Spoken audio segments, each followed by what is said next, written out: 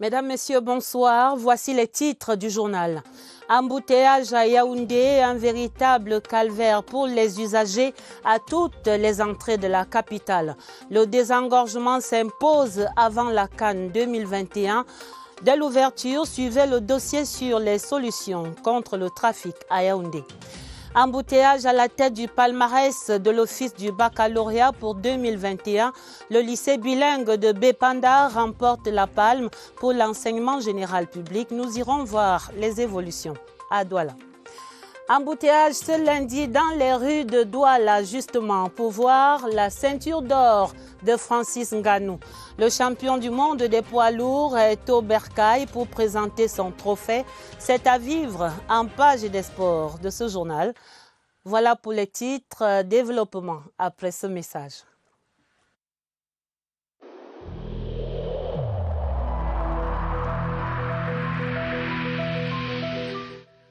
Je vous exhorte de nouveau à porter vos masques, à vous laver régulièrement les mains et à faire appel à un médecin ou à tout autre personnel de santé au cas où des symptômes apparaissent. C'est le seul moyen de préserver les vies et de freiner la propagation du virus.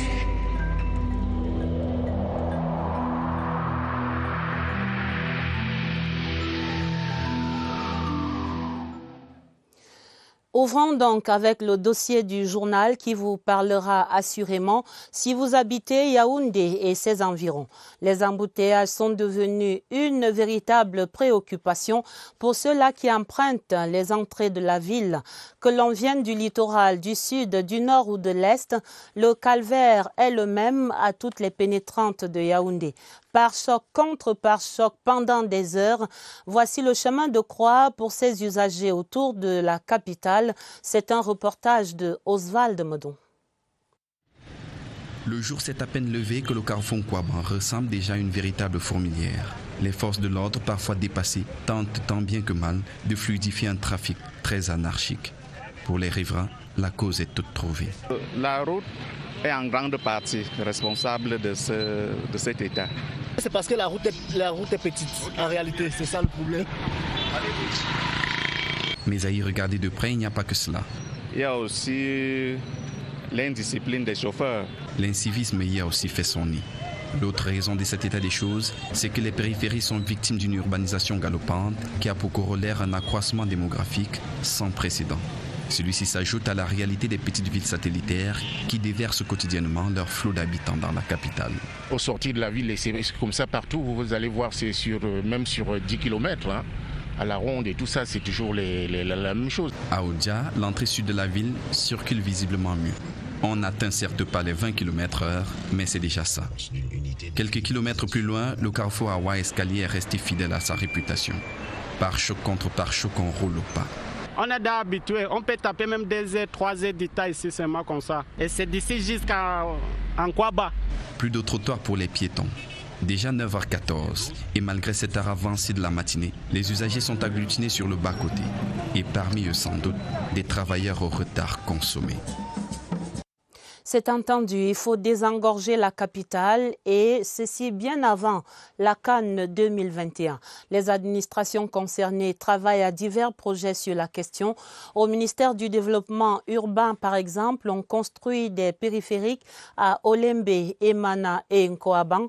La mairie de ville met l'accent sur la libération des emprises et les urbanistes proposent des voies de contournement, un train urbain qui serait tramway ou métro, pour baisser la pression du trafic. Voici ces recettes pour décongestionner Yaoundé avec Cyril Kingembepe.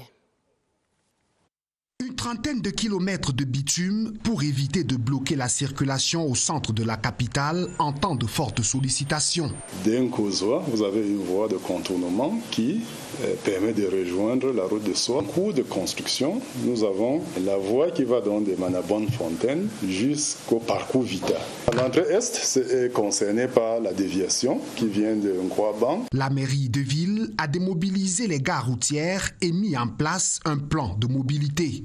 Nous sommes en train de désengorger le carrefour de Ahala en libérant les mototaxis qui sont un peu en point noir. Toutes les gares routières et les agences qui chargent et déchargent de manière ambulante, la mairie de la ville a entrepris de les recaser, dégager le site de Messassi. Ceux qui exercent par exemple les commerces puissent respecter ces espaces, que ceux qui savent lire les panneaux de signalisation, horizontales comme verticales, puissent s'y conformer. Mais l'un des projets les plus porteurs est la mise en route d'un train, conseillent les urbanistes. Si vous avez 2 trains qui partent, l'un de Mvolié et l'autre d'Obala, ils vont se croiser au niveau de la gare centrale, sans encombre. Vous avez 2 locomotives qui peuvent tracter une 40aine de wagons voyageurs toute la journée. Et vous pouvez être sûr que la circulation en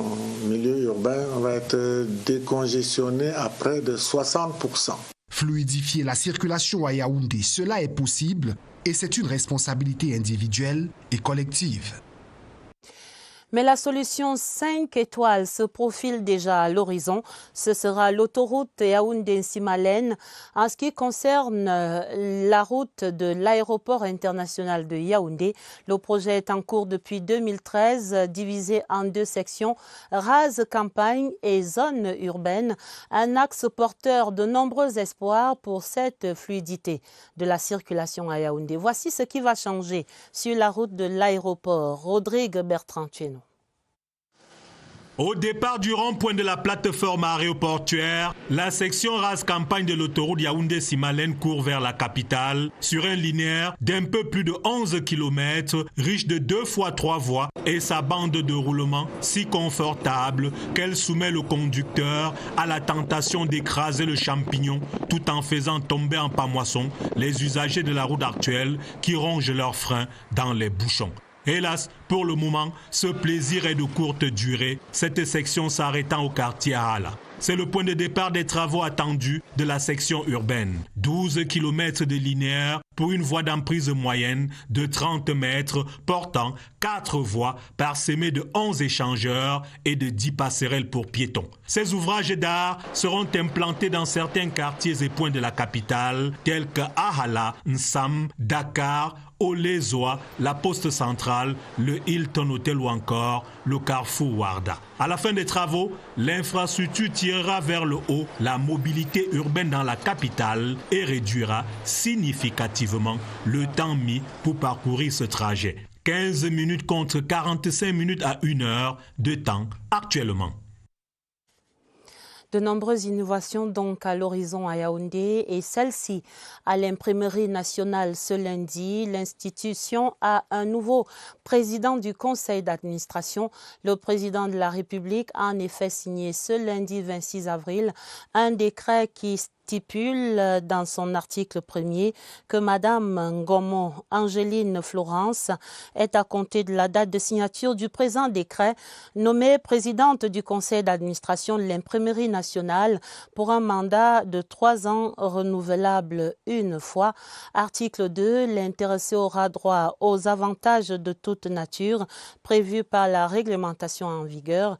Et article 3e, le présent décret sera enregistré, publié suivant la procédure d'urgence, puis inséré au journal officiel en français et en anglais. C'est donc signé ce 26 avril par le président de la République, son Excellence Paul Biya. Le professeur Florence Angeline Ngomo, vous la verrez tout à l'heure en image, elle aura été pendant 13 années secrétaire générale du ministère du Tourisme et des Loisirs. Elle remplace à ce poste Moïse Ngaye Amoubeke, décédé en octobre 2019. Le nouveau PCA de l'imprimerie nationale entend maintenant relancer le chantier pour la réhabilitation de l'imprimerie. Ses ambitions, c'est ici, maintenant, dans cet extrait d'interview sélectionné par Aboubacar Abo. Je voudrais tout d'abord rendre grâce à Dieu, de qui vient toute grâce. Je voudrais ensuite exprimer ma déférente gratitude à son Excellence, le Président de la République, qui, une fois de plus, me fait le très haut honneur de m'accorder sa très haute confiance. Et je saisis naturellement l'occasion pour exprimer un déférent, pour lui adresser un déférent hommage pour la promotion du genre. Et je voudrais enfin dire que j'aborde cette nomination avec beaucoup d'humilité. Et c'est avec humilité que je m'engage à œuvrer aux côtés du directeur général et avec l'ensemble du personnel pour le repositionnement de l'imprimerie nationale au cœur d'une filière qui est très importante, mais où la concurrence, comme vous le savez, est très rude. Félicitations, Madame le Président. Et arrête ce soir dans le journal, dans ce feuilleton, des familles fortunées camerounaises où la disparition du chef de famille rime de plus en plus avec disputes et même dislocation de la cellule familiale. Des héritiers illustres qui se livrent bataille parfois par médias interposés autour de l'héritage. L'opinion estime qu'on gagnerait à régler dignement ces questions en faisant l'économie de ces querelles publiques. C'est ce qui fait débat ce début de semaine au Cameroun. Opinion croisée, c'est un reportage de Jean-Pierre Congé. La pauvreté exclut comme la fortune isole. Au Cameroun, de plus en plus de familles aisées se disloquent à peine le chef de famille principal pourvoyeur de richesse a-t-il quitté la scène. Principale pomme de discorde pour les héritiers, les propriétés foncières immobilières, objet de tous les appétits. Le problème dans notre pays, c'est que les gens ont même peur de faire les testaments. Nous, on lance juste un appel aux gens de contacter les experts pour qu'ils élaborent un testament qui sera accepté le moment venu devant le tribunal. Par contre, on conteste les testaments qui a des problèmes, qui a des défauts juridiques. Sans nier le bien fondé de cet instrument prévu par le droit dit moderne, les spécialistes des comportements sociaux estiment que la meilleure arme consiste à permettre aux héritiers de tracer chacun sa trajectoire du vivant du parent. Il faut prévoir son départ en essayant de faire en sorte que l'éducation, la socialisation de la progéniture ne soit pas basée sur les richesses produites par les parents. Une telle famille est généralement équilibrée après le départ des parents. Comme quoi, il vaut mieux apprendre aux héritiers à pêcher que de leur donner du poisson tout le temps. L'office du baccalauréat, là-bas, on va à l'école. L'office du baccalauréat qui innove dans son palmarès cette année avec une catégorisation en 2 classes, enseignement secondaire général privé et public.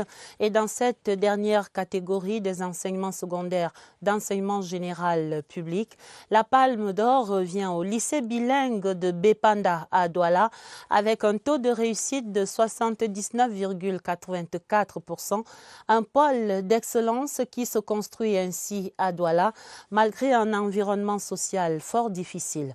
Léon Bertrand, Tanefo. Cette nouvelle semaine, les sourires sont plus radieux que jamais au lycée bilingue de Bépanda. Dans le bureau du proviseur, les trophées rangés renseignent sur les performances de l'établissement scolaire dans diverses compétitions. Ces 10 dernières années, le lycée bilingue de Bépanda s'est habitué au peloton de tête. Depuis à peu près 10 ans, quand on n'a pas été premier national, on est premier dans la région. Et ces 5 dernières années particulièrement, on a pratiquement toujours été au top. Au dernier classement de l'Office du baccalauréat du Cameroun, le lycée bilingue de Bépanda est de nouveau en tête des établissements secondaires de l'enseignement général. Le secret de la réussite se trouve dans la devise du lycée. C'est le fruit d'une très grande discipline. Discipline personnelle, discipline des enseignants, discipline des élèves. Le caractère populaire de Bépanda ne permet pas aussi une politique de sélection. Comment serait-il possible dans un environnement comme celui de Bépanda? Nous n'avons pas le droit de trier. Nous sommes dans l'enseignement public et l'enseignement public a pour vocation d'amener tous les élèves, le plus grand nombre, vers le succès. Une référence que le lycée bilingue de Bépanda entend consolider pour rester sur la voie du succès. Dans l'enseignement supérieur, l'Université protestante d'Afrique centrale tient depuis ce lundi un 3e atelier sur la valorisation des acquis de l'expérience. Pendant les 3 prochains jours, l'institution va former une quarantaine de conseillers de valorisation de ces acquis de l'expérience au Cameroun. Explication sur cette notion avec la directrice régionale de l'Agence universitaire de la francophonie qui est partenaire de ce projet. C'est dans cette interview avec Joël Igor Abanda. L'Agence universitaire de la francophonie est ici aujourd'hui pour accompagner le gouvernement camerounais dans son processus de modernisation de l'enseignement supérieur. Et nous avons trouvé un ministère qui avait déjà mis en place un certain nombre de processus. L'idée, c'est qu'on se place dans la perspective d'un apprentissage tout au long de la vie, et que cet apprentissage ne se fait pas qu'à l'université. Il se fait aussi dans le monde du travail, dans les expériences personnelles qui, elles, peuvent être comptées comme une formation universitaire. Autre apprentissage, ce 26 avril, au cœur de la Journée mondiale de la propriété intellectuelle, c'était l'occasion pour l'Organisation africaine de la propriété intellectuelle et le ministère des Mines, de l'Industrie et du Développement technologique d'organiser conjointement un atelier de sensibilisation sur le non commercial. L'objectif ici est de protéger le non commercial de ces PME-PMI face à la rude concurrence locale. Laurence Ocalia. 2 entreprises portant le même nom, identiques, une situation récurrente au Cameroun, surtout chez les petites et moyennes entreprises ou industries. Conséquence, une confusion dans l'esprit des consommateurs. Dans le souci d'éduquer les entrepreneurs à la notion de protection d'un nom commercial, le ministère des Mines, de l'Industrie et du Développement technologique, en partenariat avec l'Organisation de la propriété intellectuelle, ont ouvert cet atelier de sensibilisation à l'intention des PME et des PMI. Le chiffre actuel montre que sur plus de 14 000 entreprises, on n'a pas 200 entreprises qui sont enregistrées. Donc cet atelier, c'est pour sensibiliser et encourager les autres à protéger leur nom. Nous encourageons beaucoup plus les PME à aller vers une protection par les marques, puisque les marques sont des titres forts. Une campagne nationale sera lancée à la fin de cet atelier pour qu'un dépôt d'environ 100 demandes d'enregistrement des noms commerciaux soit effectué à l'OAPI d'ici fin décembre 2021. La Fête internationale du travail 2021, ce sera la 135e édition et on est encore cette année en mode Covid-19. On le sait déjà, la grande parade des travailleurs n'aura guère lieu, mais la réflexion, elle, est très active sur l'état des lieux chez les travailleurs au Cameroun. À 6 jours de la célébration, la CRTV ouvre donc la série. Et d'abord ce soir, lumière sur le thème retenu pour cette année, monde du travail et pandémie du Covid-19, garantir la santé des travailleurs, défi majeur dans la préservation des acquis en entreprise. Un thème qui évoque naturellement la politique nationale de protection des travailleurs et du travail décent. Le décryptage de Alvin Giselze. Le contexte sanitaire n'a pas changé. Le Covid-19 fait toujours et davantage de victimes. Pour cela, comme en 2020, la grande parade des travailleurs n'aura pas lieu le 1er mai prochain. Le monde du travail s'est approprié la lutte contre le Covid-19 en raison du fait que les relations interprofessionnelles, les relations entre les collègues dans les lieux du travail, à travers les pauses de travail, sont par excellence un lieu où peut se propager un tel virus comme bien d'autres. Les experts du ministère du Travail et de la Sécurité sociale sont mobilisés pour édifier les acteurs du monde du travail sur l'impact de cette pandémie en entreprise. Toutes les entités du monde du travail sont invitées à mener des activités de réflexion. Cette année, le gouvernement entend associer à cette réflexion les services sous-exploités en entreprise. Vous avez par exemple les comités d'hygiène et sécurité et les services médicaux du travail. Il faut sensibiliser ces partenaires sociaux-là. Des travailleurs en bonne santé, épargnés du Covid-19, c'est 1000 fois mieux que quelques heures de réjouissance et de souffrance physique et morale par la suite. C'est entendu, Alvin, et dans ce domaine-là de la prévention du Covid-19, le rang des candidats au vaccin s'allonge. Après les membres du gouvernement, après les personnels de santé prioritaires, des citoyens lambda expriment de plus en plus leur volonté pour se faire vacciner. Illustration ce lundi avec 3 profils, l'un ancien malade de Covid-19, rencontré par notre reporter Daniel Menanga. Il se recrute aussi chez les citoyens lambda, parfois sans comorbidité ni âge supérieur à 50 ans, simplement volontaires et ou prudents. J'envisage me faire vacciner dans les jours à venir. Je garde encore en mémoire la violence avec laquelle j'ai subi cette maladie et je ne suis pas prêt à revivre la même chose. Vidal n'a pas le même rapport au mal. Je crois que le vaccin peut être d'un apport capital dans ma santé. Aucun vaccin n'a jamais été à 100%. Ça au moins, on peut le dire. Donc, mais tout au moins, on espère qu'en le prenant, on a quand même pris un certain engagement pour pouvoir prévenir la maladie en question. Joseph est en contact permanent avec les personnels de santé. Il se fera vacciner d'ici la fin de la semaine. Quand on va prendre le vaccin, on vous pose un certain nombre de questions qui peuvent faire ce que on vous dise que vous êtes éligible ou pas au vaccin. Bien plus, il faut intensifier la sensibilisation. On sait aujourd'hui que l'Israël, qui est champion en termes de vaccination, 80% de sa population s'est vaccinée. En Israël, aujourd'hui, les gens marchent sans masque. Parce qu'on a vu ce que la vaccination a apporté comme bénéfice. Dur d'inoculer le vaccin lorsque la stricte observance des mesures barrières reste une quête pour tous.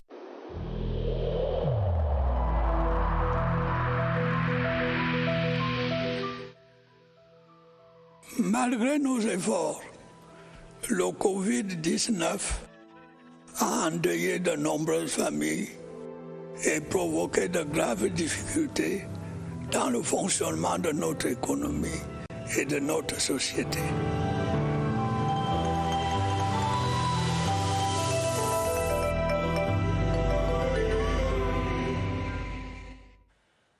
Et dans cette ruée vers le vaccin, on ne le dira jamais assez, le vaccin anti-Covid-19 peut avoir également des contre-indications, toujours requérir l'avis du corps médical et s'abstenir en cas de ces contre-indications. Vaccin anti-Covid-19, mode d'emploi et conditions d'administration. C'est dans cet entretien de Évariste Eyenga, notre reporter, avec son invité. Ils sont au centre des opérations des urgences de santé publique ici à Yaoundé. Bonsoir Évariste. Bonsoir Adèle. Il y a des préalables avant toute opération vaccinale. Il y a un interrogatoire, tout simplement parce qu'il peut se trouver des incompatibilités. Voyons comment. C'est ce soir avec le docteur Sengue Judith. Elle est chef section prestations de vaccination au programme élargi de vaccination. Docteur, bonsoir. Bonsoir. Merci d'avoir accepté l'invitation. Peut-on vacciner tout le monde sans tenir compte des antécédents de santé ? Merci de l'opportunité que vous me donnez pour dire qu'on peut vacciner toute personne qui est éligible à la vaccination. Cela suppose qu'il y a un interrogatoire qui est mené avant que le sujet soit enregistré pour la vaccination. C'est valable pour la vaccination contre le Covid, c'est valable pour toute vaccination. On pose des questions sur les antécédents. Est-ce qu'il y a des allergies à des vaccins? Est-ce qu'il a une allergie à la première dose? Est-ce qu'il a une condition de santé qui puisse contre-indiquer la vaccination? Par exemple, s'il a fait la maladie à Covid, il devrait pouvoir attendre 6 mois avant d'être éligible à la vaccination. C'est bien noté, Dr Sengue Judith, et merci d'avoir été là. Vous venez de le noter. Il y a un interrogatoire parce qu'il y a certains sujets qui peuvent être en train de consommer certains médicaments et qui seraient incompatibles avec le vaccin. Voilà pourquoi il est nécessaire qu'on se fasse examiner par un interrogatoire avant d'être éligible à tout vaccin, particulièrement Covid-19. Merci Évariste, merci au docteur Judith Sungué pour ces éclairages. Nous allons dans la région de l'Est pour les adieux de la localité de Mulundu au député Prince Mikodi Gilbert.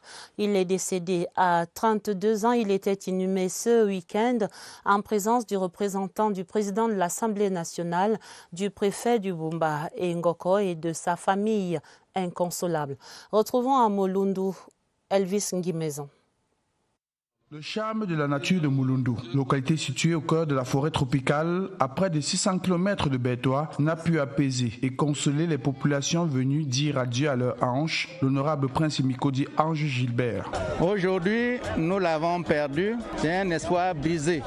Une grande perte ont martelé les différents orateurs, parmi lesquels l'abbé Lazare Bayou, curé de la paroisse Saint-Jacques de Mulundu. La fidélité et le dévouement de Prince Mikodi à servir le RDPC ont été rappelés dans le message du secrétaire général du comité central, et l'honorable Kombo Berry, représentant du président de l'Assemblée nationale, a parlé d'une symphonie inachevée pour ce jeune promu à un avenir meilleur. La région de l'Est vient de perdre une grande élite et le Cameroun tout entier un véritable fer de lance pour la nation. Avant Mulundu, le cortège funèbre a fait une escale à Bertoua pour un ultime hommage en présence du gouverneur Grégoire Vongo. Il était 13h32 ce 24 avril quand la terre de Mulundu, qui a vu naître l'honorable prince Mikodi Ange Gilbert en 1989, s'est définitivement refermée sur lui. Une note de jazz dans ce journal pour dissiper la grisaille ambiante. La journée internationale de ce rythme va se célébrer vendredi 30 avril.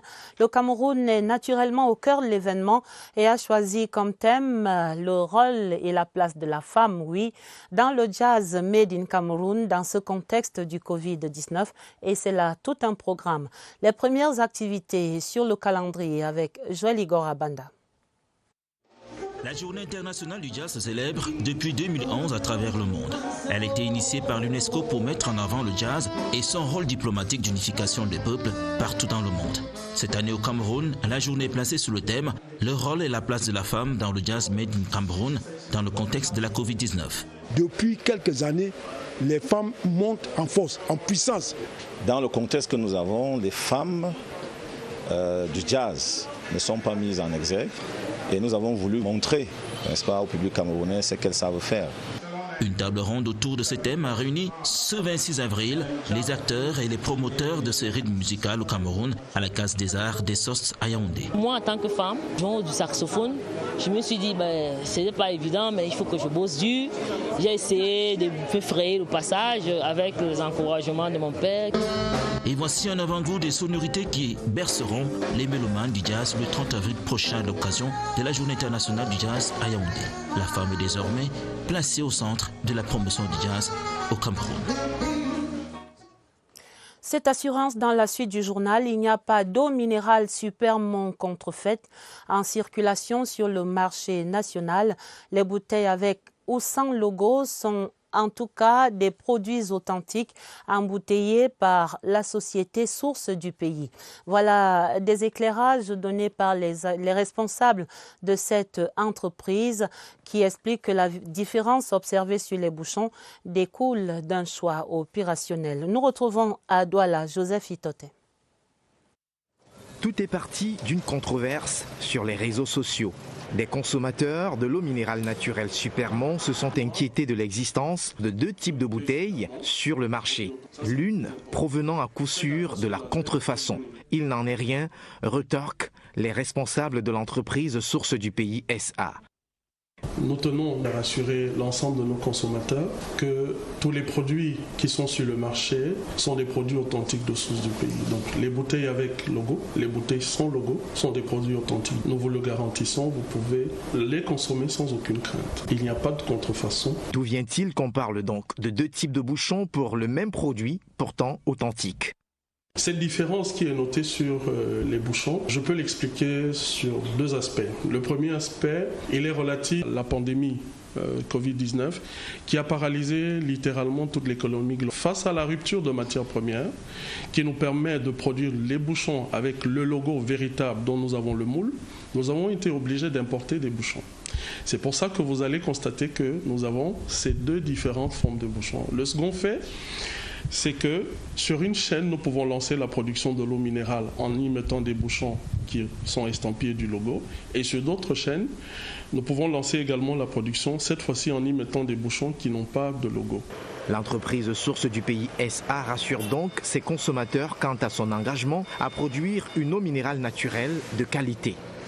L'envergure d'une société comme Source du Pays, qui est énormément ancrée dans le triptyque hygiène, qualité et sécurité au travail, ne nous permet pas de tricher, non seulement avec nous-mêmes, et de tricher vis-à-vis de nos consommateurs. Nous avons pris l'engagement de toujours leur satisfaire qualitativement. Nous avons pris l'engagement de rester leader.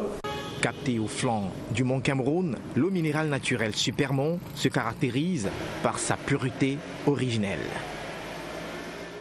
Du pur bonheur en tête de la page des sports ce soir, le Cameroun qui célèbre son champion du monde des poids lourds de MMA, les arts martiaux mixtes. Francis Ngannou est en effet au Cameroun.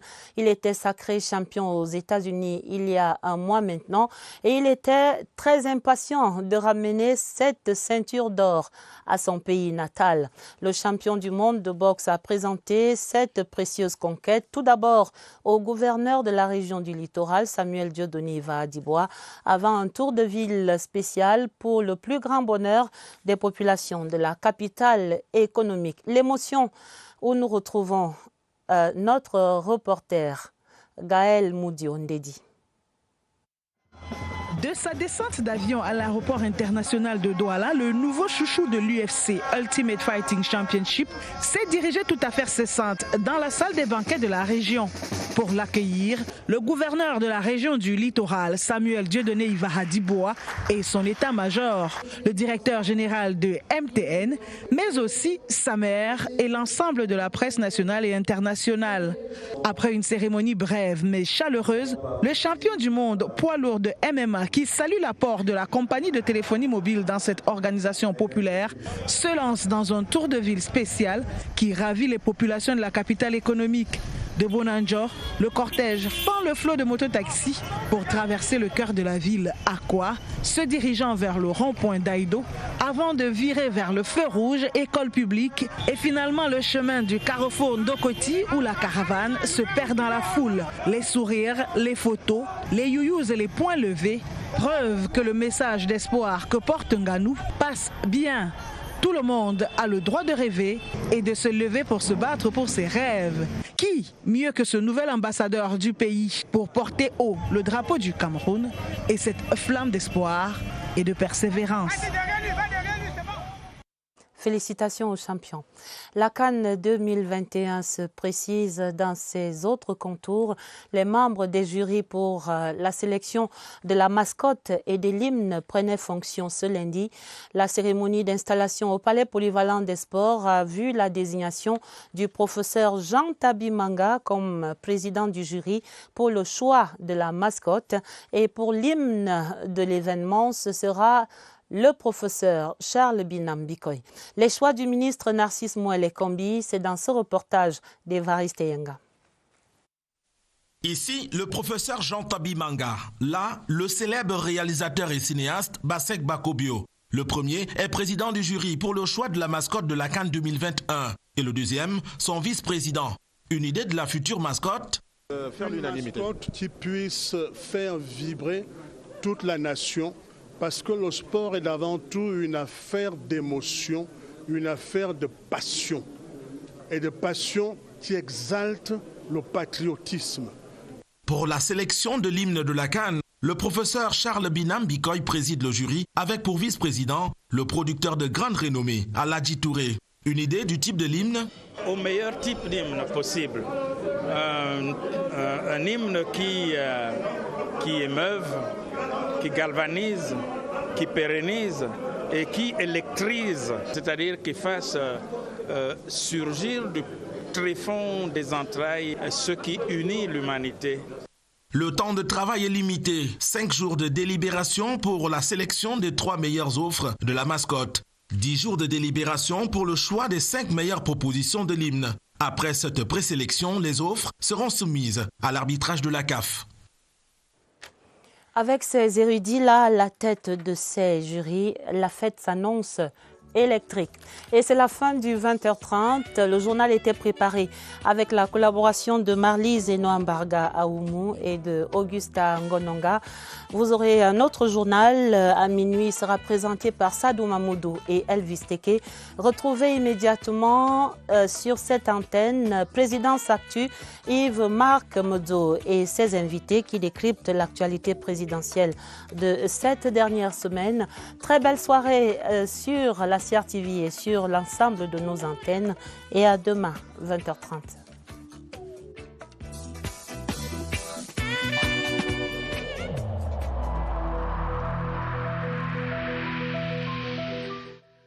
Je vous exhorte de nouveau à porter vos masques, à vous laver régulièrement les mains et à faire appel à un médecin ou à tout autre personnel de santé au cas où des symptômes apparaissent.